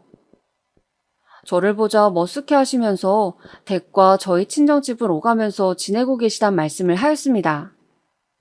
친정엄마는 저를 보자마자 나가서 따로 살라고 말씀을 하셨죠. 엄마는 손자 얼굴 안 보고 싶어요? 내가 왜 혼자 쫓겨났는지 어떻게 된 상황인지 하나도 안 궁금한 거예요? 어떻게 그러실 수가 있어요? 네 인생 네가 알아서 살아야지. 다 커놓고 나서도 나한테 징징거리면 나는 어떡하니? 누가 너 보고 불쑥 임신해서 그런 결혼하라고 등을 떠밀었니? 그렇게 살라고 너한테 협박이라도 했어? 아니잖아. 오롯이 네 선택이고 네가 만든 결과물이잖아. 엄마는 말이지. 네 아빠 같은 등신하고 결혼한 게 나의 책임이었기 때문에 그걸 인정하고 참으면서 살았단다. 네 아빠가 죽기 전까지 이 엄마는 찍소리도 안 하고 살았어. 그건 너도 잘 알지? 그게 다 내 선택에 대한 책임이었던 거야. 너도 알아서 네 인생 책임지고 살려무나. 친정엄마는 냉정한 말을 쏟아내셨고 저는 약간의 돈을 지원받은 채 친정집에서 내쳐졌습니다. 그 돈으로 우선은 당장에 지낼 방부터 구했어요. 그리고는 바로 일을 시작했습니다. 어떤 업무인지 이런 복지 환경은 전혀 안 따졌고 그냥 일정선 이상의 봉급이 나오는 곳이면 좋겠어요. 아무런 생각 없이 일부터 그냥 했습니다. 반드시 돈을 모아서 지금의 생활에서 벗어나겠다는 일념 하나로 말이에요. 그렇게 첫 월급을 받고 난 이후 저는 시댁에 찾아갔습니다. 제 아들을 보기 위해서요. 하지만 문전박대를 당했습니다. 현관문 바로 앞에서 시아버지께서 담배를 피우시는 모습을 봤을 때부터 기분이 좋지 않았죠. 어린 손자가 뻔히 같이 사는데 담배를 피우시다뇨. 있어선 안 될 일이라 생각하면서 다가갔는데 술 냄새가 말도 못하게 진동하는 것입니다. 아버님, 제발 술이며 담배 좀 줄여주세요. 그게 전부 다 아이한테는 해악이라고요. 울컥해서 말씀드렸던 것인데 시아버지께서는 당장 제 머리채를 쥐시더군요. 잡힌 머리가 아파서 소리를 지르는데도 시아버지께서는 아랑곳하지 않고 저의 머리채를 잡으며 끌고 가셨습니다. 그리곤 시댁에서 조금 떨어진 곳에 저를 내팽개치셨죠. 귀찮게 찾아오지 말라는 말씀을 남기시곤 돌아서셨습니다. 그 짧은 문장을 뱉으시는데도 취해서 혀가 꼬이고 딸꾹질을 하시더군요. 참담하였습니다. 저런 집에 제 아들이 있다니. 일하는 곳에서 알게 된 어떤 언니에게 제 상황을 넌지시 알렸더니 깜짝 놀라면서 제 아들의 안전을 걱정하였습니다. 얘, 그거 알코올 중독 아니니? 알코올 중독? 술에 중독되었다는 뜻이에요? 너 설마 알코올 중독이 뭔지 몰랐던 거야? 들어보니까 알코올 중독이구만. 그건 치료도 힘들다더라. 폭언에 폭력까지 쓰는 상황이면 기대하지 않는 게 좋아. 심해지면 더 심해졌지. 너는 그냥 네 아이나 빨리 구출해오는 게 답이야. 그 집에서는 그대로 있다간 자칫하다가 잘못될 수도 있고. 운이 좋아서 자라나봤자 엉망으로 클걸? 뻔하지, 안 그래? 그 언니에게 조언을 듣자마자 저는 조급해져서 당장 제 아들을 데려오고 싶은 마음뿐이었어요. 이 세상에 제가 탄생시킨 저의 분신이었으니 저는 제 아들의 존재만으로도 위안을 얻고 있었던 것일지도 모르겠습니다. 늘 마음 기댈 때가 필요했던 저였으니까요. 그렇게 저는 제 아들을 데려오기 위해 전전긍긍하며 시댁을 맴돌았고 기회를 엿보다가 드디어 실행에 옮길 수 있었습니다. 시아버지께서 취하신 채로 시어머니와 싸우셨는데요. 그 바람에 시어머니께서 잘못 넘어지셔서 한쪽 팔에 기부스를 하셨어요. 저는 두 분 중에서 아무도 제 아들을 돌볼 수 있는 상황이 아님을 강력하게 주장할 수 있었습니다. 가까스로 제 아들을 시댁에서 데리고 나왔고 제가 사는 단칸방에서 키우기 시작했어요. 시어머니께서는 몇 달 후에 당신의 손자를 되찾으시겠다면서 저에게 길길이 날뛰셨지만 그런 시어머니의 시선을 돌리는 엄청난 사건이 벌어졌답니다. 바로 결혼하셨던 아주버님께서 몰래 한국을 떠나신 것이었어요. 저에겐 형님 되셨던 아주버님의 아내분 집안에서 시댁 같은 곳을 절대 용납할 수 없다고 했었나 봐요. 시아버지께서 저희 남편이 허망하게 떠난 이후로 술에 빠져 사셨고 시어머니마저 그 여파로 신경쇠약에 이르시자 그 집안에서 알고는 완전히 교류를 끊길 원했다고 합니다. 그래서 아주버님과 형님은 그 집안에서 하라는 대로 따라서 한국을 떠버렸어요. 작은 놈이 데려온 며느리가 조건들이 영 눈에 차지 않아서 큰 놈이 데려온 며느리는 집안이 유복하다길래 그것 하나만 보고 무조건 허락해서 밀어줬더니 그 재산으로 우리한테 효도는 못할 망정 돈을 써서 아예 이 나라를 떠버려? 이런 해괴망측한 일을 다 보았나? 시어머니께서는 가슴을 치시며 원통해 하셨습니다. 외국으로 떠나는 게 들키면 안 되니까 집에 커다란 가구 같은 것들은 그대로 놔두고 짧은 여행을 가시는 것처럼 아주버님 내외는 그렇게 꾸민 다음에 떠나셨어요. 어머님, 그렇게나 내 친오빠가 우리 집이랑 인연 끊고 여자한테 눈 멀어서 떠나버린 것을 크게 흉을 보시고 욕을 하시고 마음껏 비웃으시더니 어째 똑같은 일을 당하셨구나. 이래서 사람은 한치 앞을 모르고 산다고 하나보다. 아주버님께서 독한 결단을 하시고 행동을 하신 것에 저는 놀란 마음이 드는 한편 씁쓸한 기분도 들었습니다. 그 후로 몇 년이 지나 시아버지께서는 주무시다가 갑자기 돌아가셨고 허약해지신 시어머니께서는 연세에 비해 많이 이른 요양원 생활을 시작하셨습니다. 제가 알기로는 시어머니께서 정말 그렇게 하시고자 원한 것은 아니었는데 시댁 쪽 친척들이 강하게 밀어붙여서 시어머니를 요양원에 넣은 것 같았어요. 그렇게 되었을 때 저희 아들은 한창 중학교 사춘기를 지나고 있었습니다. 결혼 직후에 남편이랑 살면서 진짜 몸에 사리가 나온다는 것이 뭔지 체감하였을 정도로 지독하게 시달리며 고통을 받아왔으나 아들이 중학교 3학년일 때 제가 겪었던 괴로움도 그에 비할 바가 되었습니다. 정말 미치게 힘들었어요. 방황의 시작은 아들이 중학교 2학년 2학기 때였던 것 같아요. 학원을 빠지고 친구들이랑 노래방에 다녔더라고요. 너는 엄마가 얼마나 힘들게 돈을 버는지 알면서도 그럴 수 있어? 엄마가 너 이러라고 학원 보내는 줄 알아? 뿐만 아니라 학교 화장실에서 친구들이랑 담배를 피우다가 선생님께 적발되었다는 연락을 받고 머리가 띵했습니다. 속상한 마음에 아들 앞에서 울고불고 빌었습니다. 제발 엇나가지 말아달라고요. 혼자 아들을 키우면서 수많은 고비를 넘어올 수 있었던 건 오로지 내 아들이 잘 됐으면 하는 소망 하나 덕분이었습니다. 그런데 제 아들이 엇나간다면 모든 것이 수포로 돌아가는 것이었어요. 그렇게 되면 저는 제 인생을 완전히 부정당한 마치 헛살았다고 선고받는 셈이나 다름없었습니다. 그래서 저는 아들에게 이 불쌍한 엄마를 봐서라도 제발 정신 차리고 학업에 매진해 줄 것을 간청하였습니다. 아들은 제 모습을 보고 마음을 바로잡은 것인지 중학교 2학년을 마무리하고 3학년을 시작하는 동안에는 아무런 사고도 치지 않았습니다. 하지만 안심하려고 할 때 가장 큰 한 방이 저를 무너뜨렸죠. 저희 아들이 옆 학교 여학생과 사귀다가 쳐선 안 될 사고를 치고야 만 것이었습니다. 저희 아들 중학교 3학년 1학기 때 저는 그 여학생의 부모 앞에서 무릎을 꿇어야만 했습니다. 그 부모는 당연히 자기 딸이 뱃속에 아이를 낳는 것에 동의할 수 없다고 했고요. 저에게 돈을 요구하였습니다. 저는 그들이 말하는 대로 다 들어주었어요. 제 아들이 그저 무사하게 중학교를 계속 다니다가 졸업해서 고등학교만 갈 수 있다면 그때로서는 소원이 따로 없었습니다.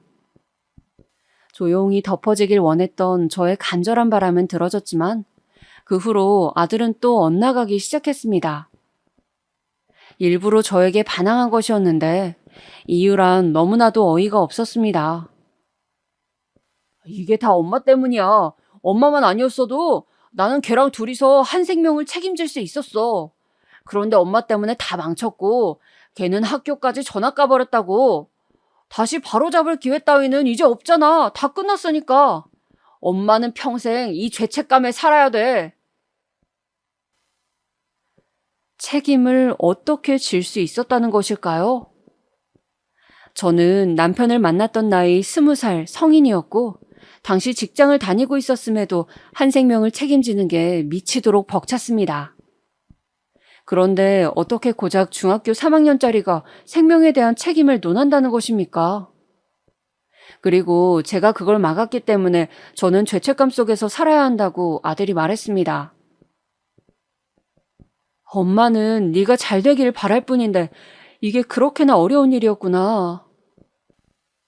내가 잘 되게 해줄 능력이나 있어? 없잖아. 대단한 백이라도 있는 것처럼 굴지 마. 엄마가 이럴 때마다 나는 진짜 구역질 날 것 같으니까.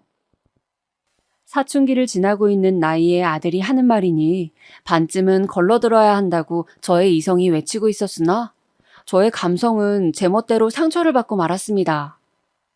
끔찍한 비수가 되어서 제 가슴을 찢어발겼죠. 그럼에도 저는 제 아들의 엄마였습니다. 그 사실 하나만으로도 저는 모든 것을 인내해야만 했죠. 저는 아들에게 제발 인문계 고등학교만 들어가 달라고 빌었습니다. 아들은 친구들을 따라 수준 낮은 공업고등학교에 진학하길 희망하였지만 제가 결사반대하면서 설득했어요. 인문계 고등학교에 진학하면 원하는 운동화도 사주고 용돈도 올려주겠다는 조건까지 여러 개 걸어가면서 아들을 달랬습니다. 그 결과 아들은 어느 인문계 고등학교에 턱걸이 성적으로 입학을 하였습니다.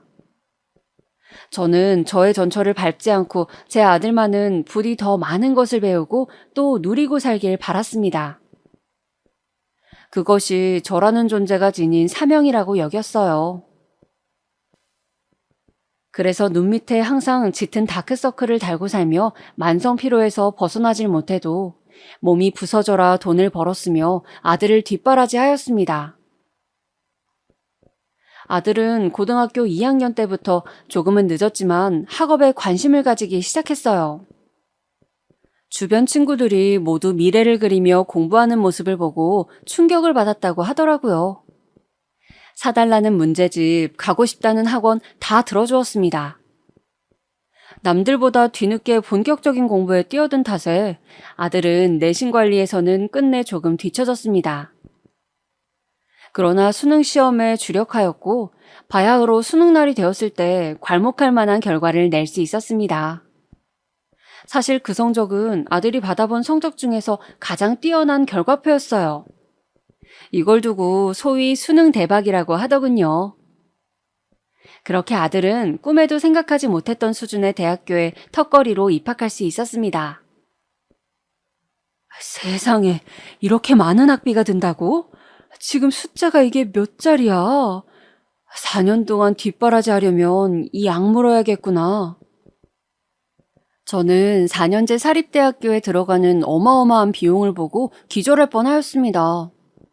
상상을 뛰어넘는 액수가 찍혀 있더군요. 무슨 용을 써서라도 차질 없이 아들의 대학 뒷바라지를 해내겠노라고 다짐하였습니다. 대학생이 돼서 너무 설렜던 탓일까요? 술자리에 나간 아들은 다른 테이블 사람들과 시비가 붙어서 주먹 다짐을 하고 말았습니다. 아들은 멀쩡했는데 상대 측이 꽤 다쳤어요. 그 새벽에 경찰서에 가서 저는 상대 측에게 무릎을 꿇으며 선처를 호소했습니다. 제 아들을 고소하겠다는데 어떤 엄마가 그래라고 할 수 있겠어요. 무조건 손이 발이 되도록 빌었습니다. 어마어마한 돈을 상대 측에게 물어주고 제 아들은 아무런 혐의 없이 그 사건에서 벗어날 수 있었어요. 그 외에도 사귀던 여자친구를 때렸던 일, 대학 교수님 차를 돌멩이로 긁었다가 잡힌 일, 중학교 동창에게 돈을 빌리고 1년 이상 갚지 않아서 문제가 되었던 일 등등 자잘한 것까지 다 적자면 너무 길어서 주체가 안 될 정도로 아들은 다사다난하게 지냈습니다. 저는 허리가 휘는 수준이 아니었죠. 이게 다 편모 가정에서 자라난 아들이 그 모친이 제대로 교육시키지 못해서 그리 되었다는 생각이 들어서 저는 미안한 감정이 들었습니다. 저러다가 도대체 취업해서 회사는 멀쩡히 잘 다닐는지, 결혼은 멀쩡히 해서 살는지, 제발 그러는 것만 볼 수 있다면 여한이 없겠다. 아들만 보면 안쓰럽고 속이 답답하였죠. 대학을 졸업 후 취업하게 된 아들은 그곳에서 새롭게 인생관이 바뀐 모양이었습니다. 자기보다 크게 잘날 것 없어 보이는 부서 내의 어떤 남자 선배가 연예인처럼 예쁜 여자랑 사귀고 있는 것을 보고 충격을 받았다고 하더군요. 또한 마치 겁나는 게 없는 것처럼 늘 아나무인으로 구는 여자 선배가 있는데 부잣집 남자랑 결혼에 성공해서 이런 회사 정도는 미련 따위 없이 그냥 편하게 다닌다는 것을 알고는 눈이 뒤집혔대요. 이제 보니까 괜찮은 배우자만 내가 만난다면 계층의 사다리를 뛰어넘을 수 있는 거 아닌가? 이대로라면 그저 그렇게 살 게 뻔한데 제대로 한번 잘난 여자 낚아봐서 인생 펴보자. 누구 하나만 걸려라. 그렇게 마음먹은 아들은 괜찮은 여자를 소개시켜줄 수 있는 위치의 사람들에게 철저한 아부를 시작했습니다. 그리고 소개를 받고 나면 그 상대들에게 계략적으로 순하고 착하고 헌신적인 성격인 척 연기를 하였습니다.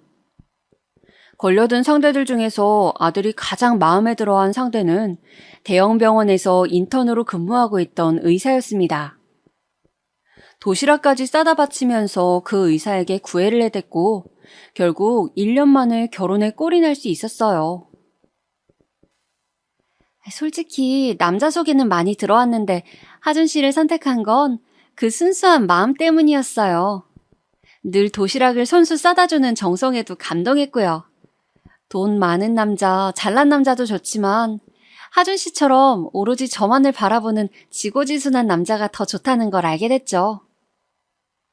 제게 그렇게 말하는 의사 며느리 앞에서 저는 차마 그 도시락들 내가 만든 거였다고 밝힐 수 없었습니다.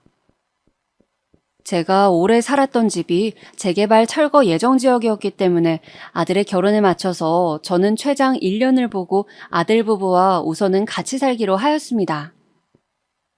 인턴이라서 병원 일을 한창 배우고 있는 며느리가 워낙 바쁘기 때문에 차라리 제가 같이 살아준다면 집안 살림에 도움을 받을 수 있다는 두 사람의 계산이었죠.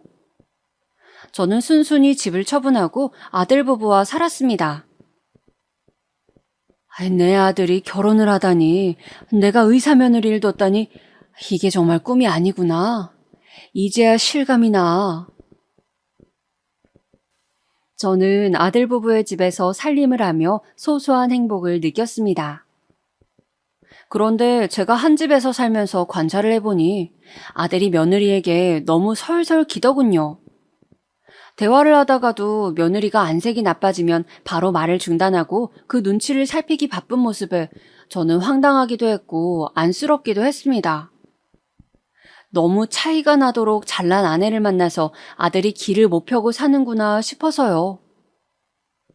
차라리 비슷한 수준의 여자를 만날 것이지 속상하기도 했습니다. 아들이 왜 그렇게 큰 욕심을 부려서 이런 결혼을 감행했는지 이해도 안 갔고요. 그러던 어느 날이었어요. 웬일로 모처럼 며느리가 오후에 집으로 돌아왔습니다. 밤에 다시 병원으로 들어갈 거라고 하더군요.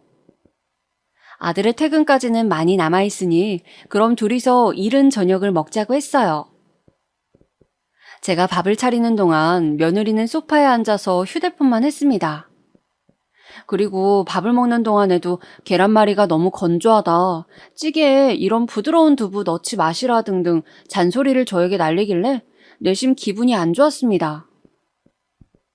다 먹고 설거지 정도는 네가 할 수 있지? 그래서 제가 처음으로 며느리에게 뭔가를 지시해봤습니다. 며느리의 표정이 안 좋았는데 그러면서 그냥 고개를 끄덕이더라고요. 며느리가 설거지를 다 마쳐가는 동안에 아들이 귀가하였습니다. 저는 거실 구석에서 물걸레질을 하고 있었고요. 아들은 오자마자 며느리가 설거지를 했다는 사실에 깜짝 놀라더군요. 엄마가 하게 두지 왜 자기가 설거지를 했어? 아들이 그렇게 외치니까 며느리가 입술만 삐죽거리더라고요. 그러고 난 다음이었습니다. 며느리가 다시 병원에 들어가 볼 시간이 되었을 때 아들에게 뭐라고 속닥거리더니 집을 나섰습니다. 그게 바로 제 얘기였나 봐요. 며느리가 나가고 나가자마자 아들이 화가 난 얼굴로 저에게 왔습니다.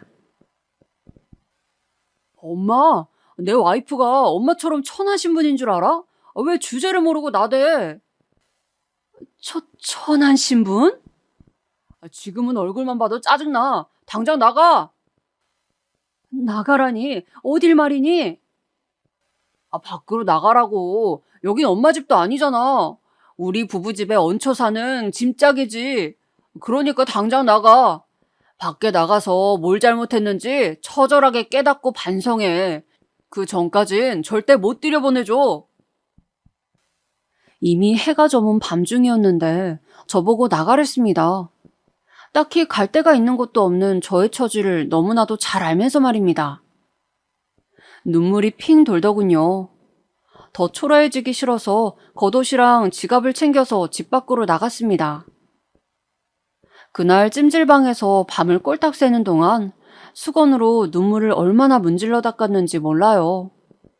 지난 모든 세월을 찬찬히 돌아보면서 저는 비로소 그때서야 제가 저의 지난 발자취를 단 한 번도 되짚으며 살지 않았다는 사실을 깨달았습니다. 남편이 그렇게 죽은 이후로는 오로지 아들을 건사하는 것, 그 목표 하나만 보고 숨을 헐떡이며 살아왔어요. 그 외의 것은 알지도 못했습니다. 공수래, 공수거. 빈손으로 태어나 빈손으로 가는 것이 인생. 이 허무한 이치를 내가 내 아들에게 알려줘야겠구나. 이 어리석은 엄마가 주는 참된 가르침이야. 멍하게 결심을 마친 저는 아들의 과오를 낱낱이 그리고 소상하게 적어내려 갔습니다. 구체적이고도 확실한 그 내용은 부촌 동네에 위치한 사돈댁으로 전달이 되었습니다. 분에 넘치는 사돈댁이었으니 빠른 인연의 정리가 필요했죠. 그쪽에서도 저와 의견이 같았나 봅니다. 아주 빠른 이혼을 추진하였으니 말이에요. 저는 제 집을 처분하면서 수중에 들어온 돈을 고스란히 쥐고 있었습니다. 저에게는 새로운 보금자리와 새로운 출발이 기다리고 있었어요. 하지만 아들에게는 차례대로 잃는 과정만이 남아 있었습니다. 이혼당해서 맨몸으로 쫓겨난 후 아들은 갈 곳도 없었죠. 연락두절이 된 자기 엄마를 찾지도 못한 채 어영부영 회사를 다니다가 그곳에서도 결국 나왔습니다. 의사를 소개시켜준 인맥이 그 회사에 있었거든요. 더러운 과거의 행실을 숨기고 순수한 척 연기를 해서 결혼까지 해냈다는 소문이 그 회사에 파다하게 퍼졌고 아들은 버틸 수가 없었던 거예요. 제 손으로 아둥바둥 키워낸 제 아들을 다시 제 손으로 저는 끌어내리고 말았습니다. 그 후로는 정말 무념무상으로 지내고 있네요.